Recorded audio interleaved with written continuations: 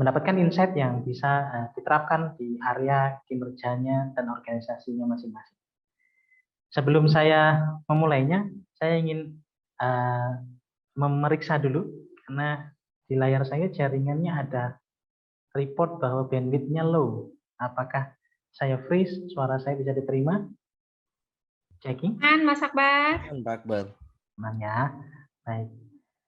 Aman, aman. Aman. Di mana ada Pak Sugeng kayaknya aman. Ya, saya bodyguard masalahnya. Baik, izinkan saya menyapa dulu beberapa yang sudah hadir, terutama yang teman-teman yang bisa on cam, dengan harapan teman-teman yang masih ada kendala di tempatnya masing-masing, baik jaringan maupun kondisi kediaman atau tempat berlangsungnya acara ini, bisa segera join supaya nanti kita belajarnya bisa lebih asik. Mohon izin, ada Bu Endah Nur Anggraini, terima kasih Bu. Ada Pak Sarin Sirait, kalau dari marganya pasti bukan orang Semarang seperti Pak Sugeng ya, Pak Sarin ya. Kemudian Benar, salam kenal Pak Ahmad Akbar. Saya salam dari kenal. Pematang Siantar. Horas. Horas. Kemudian ada Pak Riko Ramadhani, ada Mas Irwan. Wah, Mas Irwan sambil driving ya. Hati-hati Mas Irwan, mudah-mudahan konsentrasinya tidak terpecah kalau sedang driving. Jangan lupa siapkan koin untuk Pak Ogah kalau lagi nanti ada bukaan. Kemudian ada juga Pak Hangki atau Pak Hengki, Pak. Mohon maaf kalau saya salah dalam pelafalannya. Pak Hangki Febriandi, ada Bu Eli, ada Pak Erik, ada Bu Monica, dan ada Dr. Hauli juga, dan beberapa yang lain yang mohon maaf satu-satu tidak bisa saya sebut. Mudah-mudahan tidak mengurangi semangat kita dan tentu saja tidak mengurangi rasa hormat saya terhadap para audiens semuanya. Baik, Bapak Ibu, hari ini kita akan belajar bersama mendiskusikan sesuatu yang menarik untuk topik organisasi kita, mendiskusikan poin-poin penting untuk peningkatan produktivitas kita. Saya izin untuk share screen dulu, Mas Panji dan teman-teman semuanya. Bapak Ibu semua, teman-teman yang saya hormati, kali ini kita akan mendiskusikan tentang mengukur dan meningkatkan produktivitas organisasi bersama saya Ahmad Akbar. Dari beberapa peserta tadi saya sapa, meskipun mohon maaf tidak bisa semuanya. Ada beberapa yang rasanya ini baru pertama kali kita bertemu dalam media ini, maka mohon izin saya dengan kerendahan hati juga ingin memperkenalkan diri. Nama saya Ahmad Akbar, circle saya, network saya, keluarga saya, teman-teman saya biasa memanggil saya dengan nama belakang Akbar. Meskipun katanya orangnya gede-gede banget gitu ya. Tapi mudah-mudahan ini doa dari kedua orang tua saya untuk Akbar atau besar ilmunya, lapang dadanya, rezekinya, dan kebaikan-kebaikan yang lain. Bapak Ibu semua, saya sehari-hari beraktivitas sebagai anak pub. Anak pub Bapak Ibu, betul. Yaitu pabrik. Saya beraktivitas di sebuah industri manufaktur yang produknya melekat di kendaraan Bapak dan Ibu, baik roda 4 maupun roda 2. Saya belum lama mendedikasikan diri di dunia human resource, baru mendapat pengalaman selama 10 tahun lebih sedikit, dan terus untuk mengupgrade, belajar, memperluas pengetahuan, dan bagaimana menemukan fungsi-fungsi yang terbaik dari peran human resource di setiap perusahaan. Dalam perjalanan saya mendapatkan license dan sertifikasi, beberapa di antaranya adalah Human Resource Supervisor dari BNSP, kemudian Human Capital Manager juga dari BNSP, dan yang ketiga adalah Certified Statement Analysis oleh Statement Analysis Indonesia. Di poin ini saya dibekali oleh teman-teman Statement Analysis untuk mendeteksi, meriksa atau melakukan dugaan atas abnormalitas statement yang diberikan pada praktikumnya, pada praktisnya kan ini untuk mendeteksi abnormalitas yang terjadi dalam kehidupan saya, dalam kinerja saya. Dan license yang terakhir adalah tentang pengukuran produktivitas yang pagi ini akan relevan kita diskusikan. Kemudian publikasi saya kebetulan baru 11 Bapak Ibu, belum sebanyak teman-teman yang ada di sini. Ada yang single, nulis sendiri, ada juga yang keroyokan begitu. Dua di antaranya adalah hasil kolaborasi saya dengan para praktisi human resource dan akademisi atau para dosen di bidang manajemen sumber daya manusia. Dua di bidang itu, dua buku di bidang itu dengan judul Kepemimpinan Cendekia dan Strategi Membangun SDM serta Pemimpin Unggul. Dua-duanya bisa Bapak Ibu dapatkan di Gramedia terdekat. Baik, kita mulai. Bapak Ibu semua, dalam perjalanan karir Anda, saya menduga dan merasa Bapak Ibu akan pernah atau bahkan mungkin dihadapkan pada pilihan-pilihan seperti ini. Bagaimana ketika tim yang sudah kita lead, tim yang sudah kita pimpin, kinerja yang sudah kita kembangkan dengan baik di organisasi kita, ternyata mendapatkan hasil yang minim, hasil yang tidak optimal, meskipun kita sudah bekerja keras. Kita sudah bekerja luar biasa, dan kita juga memberikan effortnya yang maksimum, tapi ternyata hasilnya tidak sesuai dengan yang kita harapkan. Jika boleh memilih, saya sangat yakin bahwa ini tidak akan Bapak Ibu pilih untuk terjadi dalam tim Anda. Atau pilihan yang kedua, saking frustasinya atas kerja keras tadi yang income-nya atau result-nya kecil, sehingga frustasi itu menghasilkan sebuah pemahaman, sudahlah kita kerja biasa-biasa aja deh, sederhana saja, relax saja, santai saja, ala kadarnya, bukan ada kadarnya ya, tapi ala kadarnya. Toh harta nggak dibawa mati dan semua stigma kita pakai. Yang penting kerjanya santai aja lah, capek-capek amat. Orang siang mata aja juga nggak capek, gitu ya. Tapi ternyata di akhir periode, di akhir waktu evaluasi, kita mendapatkan hasil yang juga minim, tidak sesuai dengan harapan kita. Apakah ini juga menjadi pilihan? Tentu ini akan menjadi debatable di antara kita. Tapi untuk keberlangsungan organisasi, kemudian pendapatan kita, apalagi di tahun depan yang konon kabarnya ada isu resesi global, ini akan menjadi pertanyaan besar untuk kita. Maukah kita mendapatkan hasil yang minim atas kinerja-kinerja kita? Tentu ini juga tidak jadi pilihan. Atau kondisi yang ketiga, setelah tadi frustasi, tapi hasilnya juga kurang, mengubah diri lagi, mengubah kondisi tim lagi. Yuk, kita sekarang kerja keras lagi. Timnya dipacu seperti kuda pacuan begitu, nggak boleh tengok kanan kiri. Kemudian bukan dipaksa ya, tapi betul-betul dipompa begitu sampai luar biasa effort yang diberikan. Kerja mungkin 10-12 jam per hari. Hari Sabtu Minggu masih lembur. Waktu dengan keluarga mungkin semakin berkurang. Bahkan mungkin ada yang kerja di rumah sakit dengan tancepin infus di tangannya. Dia tetap pegang smartphone, dia tetap pegang laptop, dan seterusnya. Atas usaha yang luar biasa itu memang hasilnya menjadi bagus. Tapi Bapak Ibu, maukah itu Anda lakukan atau tim Anda lakukan?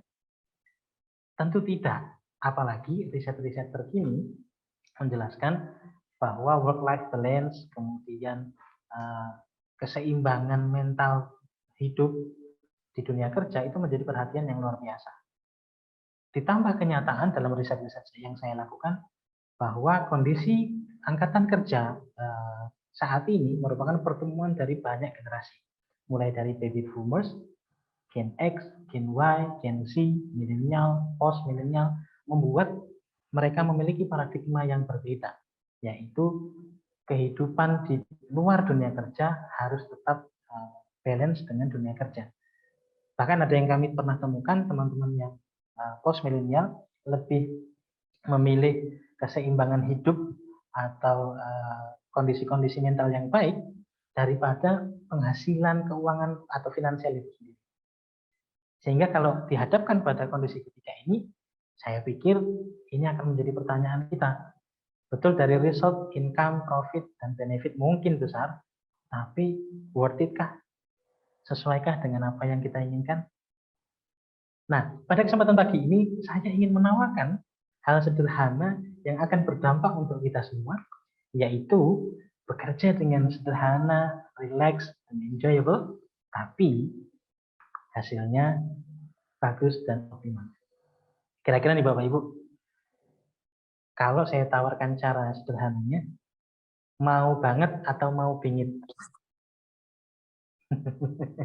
Mau banget atau mau bingit? Mau banget. Minjem kosakata anak Jaksel ya sekali-sekali.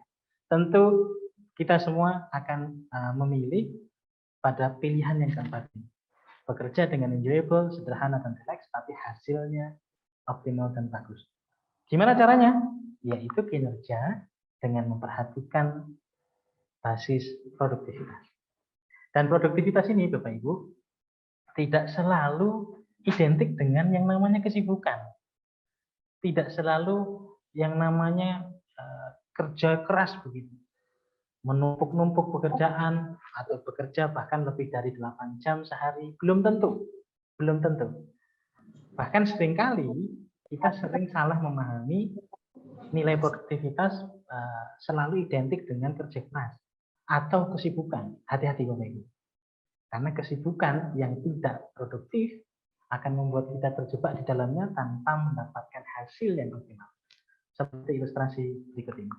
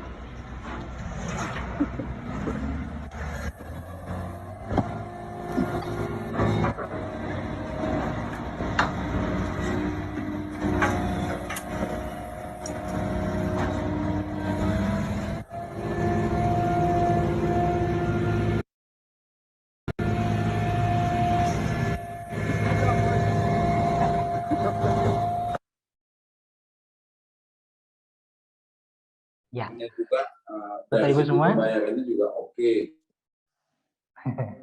Ya, mudah-mudahan pembayarannya tetap oke ya Pak ya. Terima kasih. Bapak Ibu semua, dari ilustrasi tadi, saya melihat beberapa perubahan di mimik muka Bapak Ibu peserta pada kesempatan kali ini. Adakah yang relate dengan kehidupannya? Mungkin diri atau mitra kerjanya, teman kerjanya, entah atasannya atau mungkin bawahannya, atau tim kerja yang lain. Adakah yang relate seperti itu? Kalau ada Bapak Ibu, tahan. Tidak usah komen, jangan ngaku, jangan kasih emotikon apapun. Pesan saya hanya satu, kalau Anda masih terjebak pada kesibukan, selesai acara ini, istirahat dan bertaubatlah ya Bapak Ibu semua. Karena produktivitas tidak selalu identik dengan kesibukan. Maka di kesempatan pagi ini kita akan membahas bagaimana produktivitas itu dibangun untuk organisasi kita. Baik. Sebentar saya lanjutkan.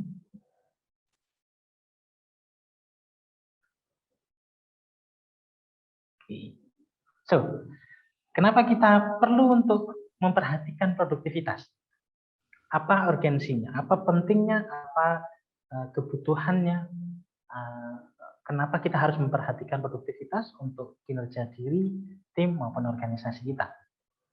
Setidaknya ada 4 alasan utama atau 4 benefit besar yang bisa menjawab pertanyaan ini. Yang pertama, bahwa dengan peningkatan produktivitas, itu seiring dengan peningkatan keuntungan perusahaan.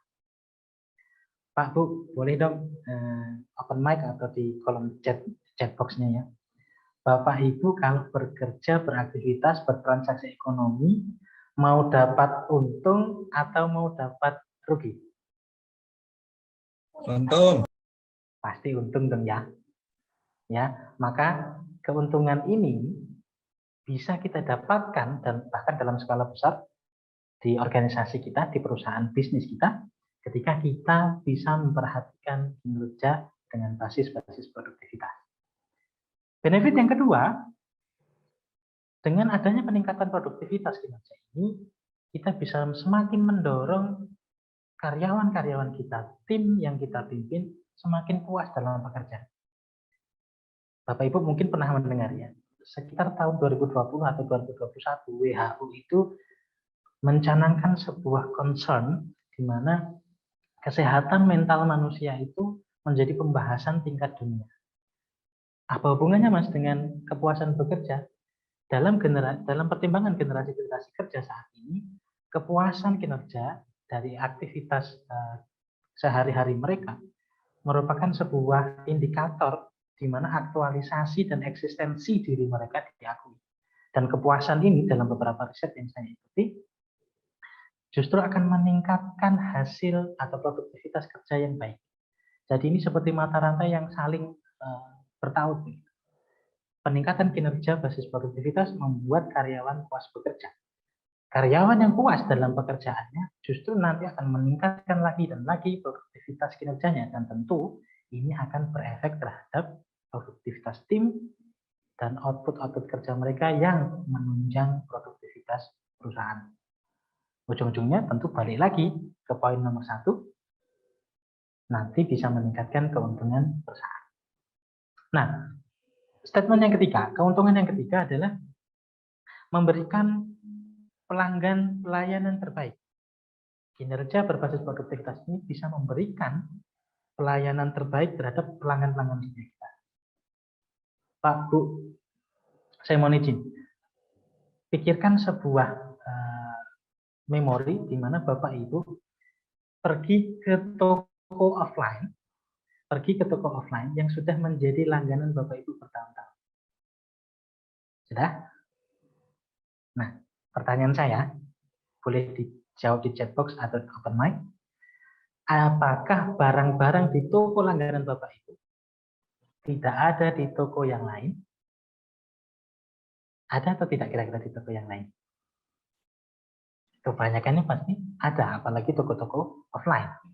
Tapi pertanyaannya, kenapa Bapak Ibu kembali lagi ke toko itu? Karena Bapak Ibu mendapatkan servis terbaik, mendapatkan pelayanan terbaik di toko itu.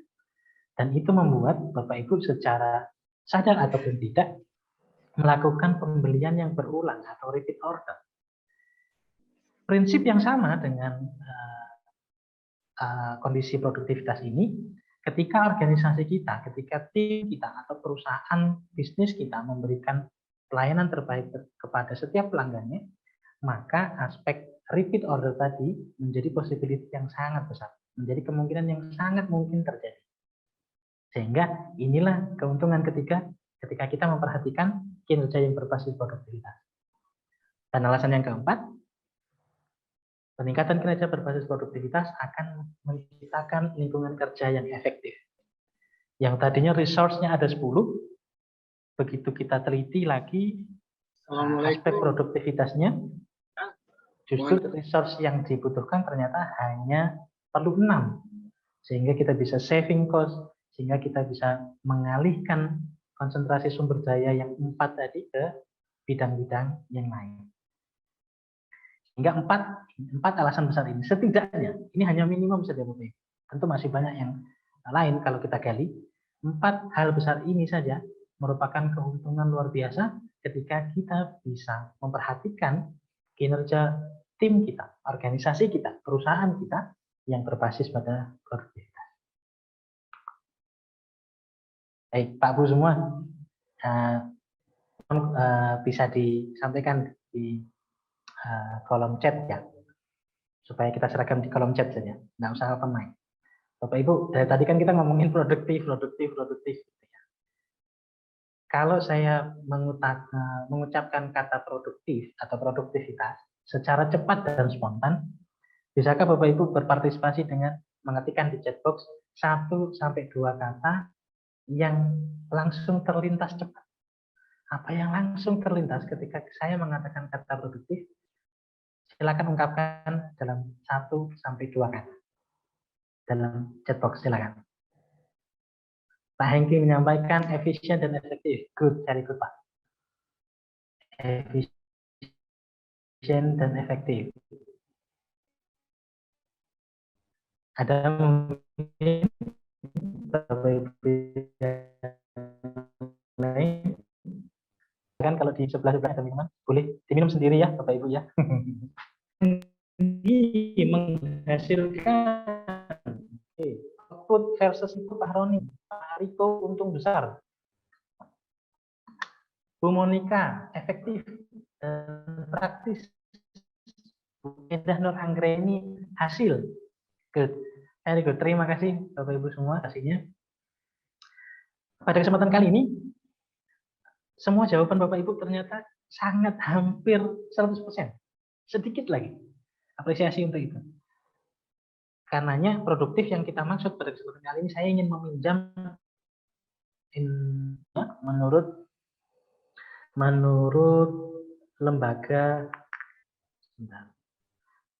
lembaga produktivitas nasional.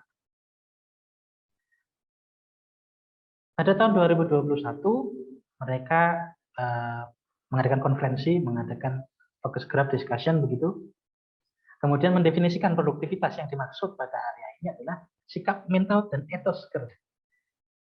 Dengan guidance berusaha melakukan perbaikan pada 3 nilai utama, yaitu efisien, efektif, dan kualitas. Dua poin tadi sudah disampaikan oleh Pak Andi. Terima kasih Pak Andi. Untuk menciptakan nilai tambah secara berkelanjutan atau terus-menerus, continuous improvement. Nah, produktif yang dimaksud pada kesempatan kali ini lebih ditekankan pada upaya sikap kerja dan etos, sikap mental dan etos kerja dengan 3 nilai inti yang tadi disebutkan, yaitu efisien, bekerja dengan efektif, tapi tetap memperhatikan aspek kualitas. Lalu pertanyaannya, gimana ya caranya supaya kita bisa meningkatkan produktivitas tim kita, meningkatkan produktivitas organisasi atau perusahaan kita? Bapak Ibu semua, ada 2 langkah sederhana yang ingin kami tawarkan di kesempatan kali ini.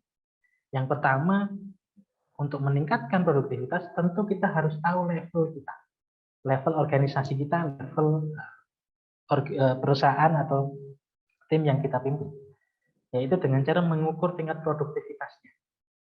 Sebagai ilustrasi, kalau Bapak Ibu semua mau jalan-jalan ke sebuah tempat yang belum diketahui, biasanya menggunakan apa? Aplikasi ya, aplikasi Google Map misalkan.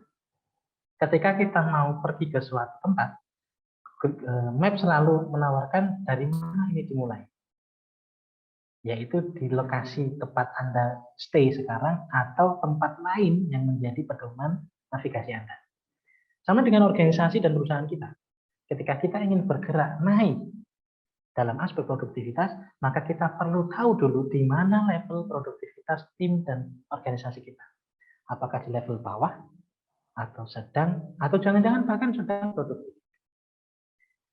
Sehingga setelah kita tahu level produktivitas kita, barulah langkah praktis berikutnya adalah meningkatkan produktivitas tim kita, meningkatkan produktivitas organisasi yang kita pimpin.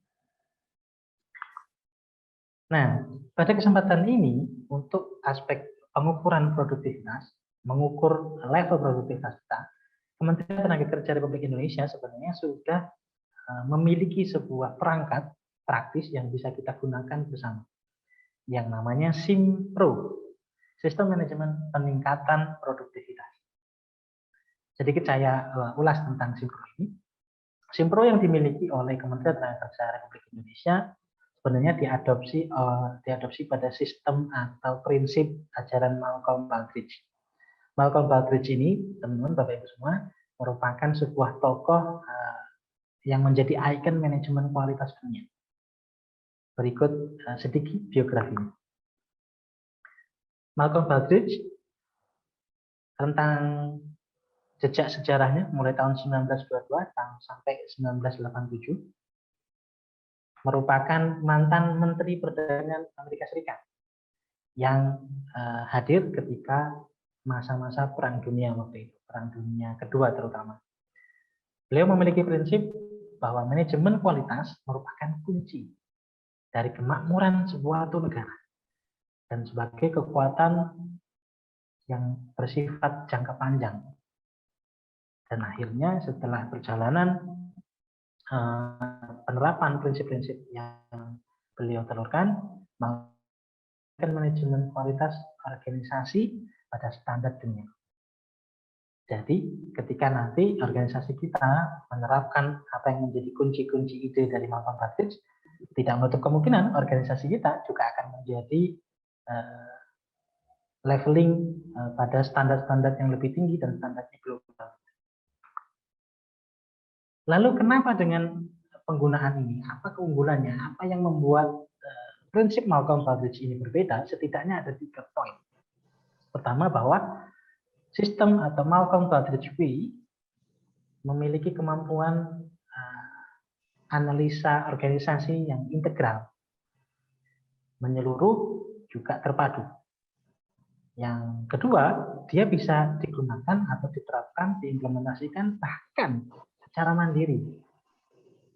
Tidak perlu pakai atau tergantung dengan entitas-entitas organisasi yang lain. Dan yang ketiga, assessment yang dilakukan atau penilaian yang identifikasi yang diterapkan oleh Malcolm Baldrige Way ini memiliki kriteria yang lengkap dan sesuai dengan standar internasional.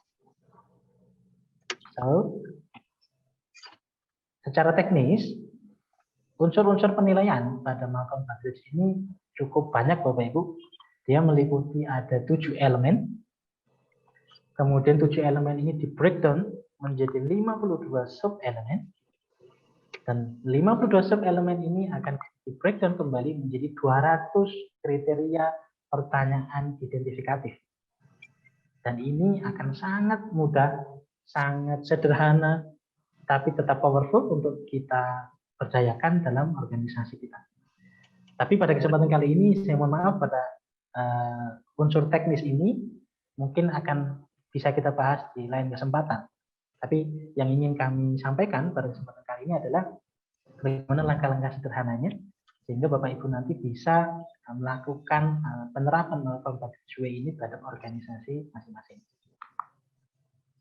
So, kita mulai dengan langkah sederhana pengukuran produktivitas. Saya hanya punya 2 langkah sederhana dari aspek ini. Yang pertama adalah proses assessment atau proses penilaian identifikasi organisasi kita. Yang bisa dilakukan dengan mandiri, dilakukan mandiri terlebih dahulu. Kemudian ketika sudah masuk standar kualifikasi dan lulus atau lolos, langkah berikutnya kita bisa melakukan proses assessment oleh pihak eksternal yang lebih independen dan objektif. Sehingga pengukuran produktivitas dimulai dari sini.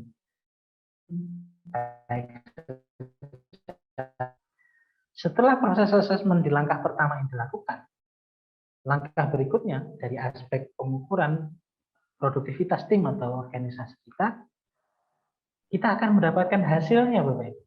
Dari setiap hasil assessment atas organisasi yang kita pimpin, kita akan temukan nilai-nilai yang hasil assessment tadi ya, akan mampu menjelaskan hasil ukurnya, bagaimana leveling produktivitas organisasi kita. Yang kedua, kita pun bisa menemukan insight, menemukan ruang-ruang di mana ternyata begini loh perjalanan produktivitas organisasi kita. Dan tentu yang ketiga, hadirlah peluang-peluang ruang improvement yang mungkin bisa dilakukan. Yang kami singkat menjadi OV atau Opportunity for Improvement. Setelah kita tahu level produktivitas organisasi atau tim kita, setelah kita tahu titik navigasi kita mau bergerak kemana atas produktivitas ini, langkah yang berikutnya adalah meningkatkan produktivitas itu sendiri. Bagaimana caranya? Juga dengan dua langkah sederhana. Yang pertama adalah perbaikan sistem. Kalau tadi dari hasil assessment, kita menemukan hasil ukurnya, kita juga menemukan insight-nya, kita juga mendapatkan ruang-ruang improvement yang dinyatakan dalam opportunity for improvement. Maka pada langkah peningkatan produktivitas ini, opportunity for improvement ini kita ubah menjadi action for improvement. Informasi-informasi yang bersifat peluang tadi kita ubah sedemikian rupa menjadi action for improvement, menjadi aksi-aksi nyata untuk memperbaiki produktivitas organisasi kita. Setelah perbaikan sistem dilakukan, peningkatan produktivitas yang kedua adalah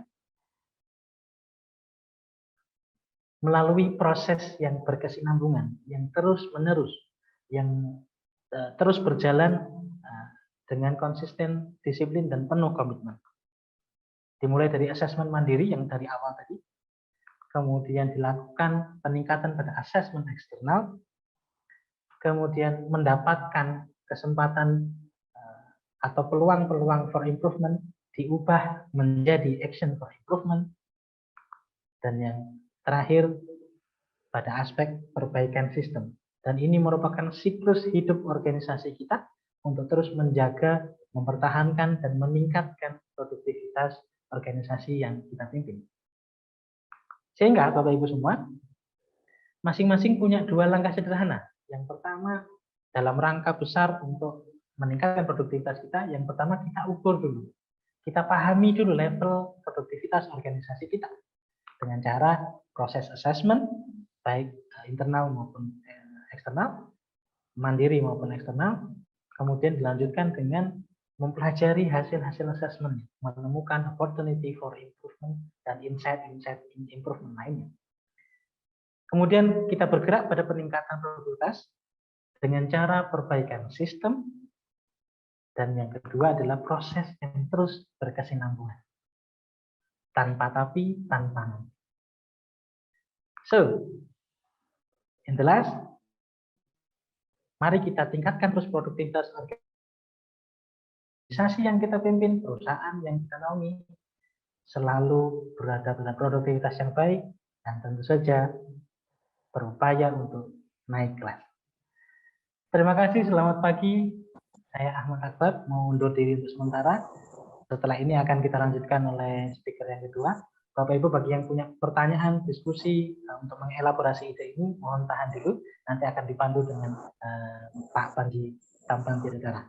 Terima kasih, saya mohon undur diri sebentar. Sementara, Assalamualaikum warahmatullahi wabarakatuh.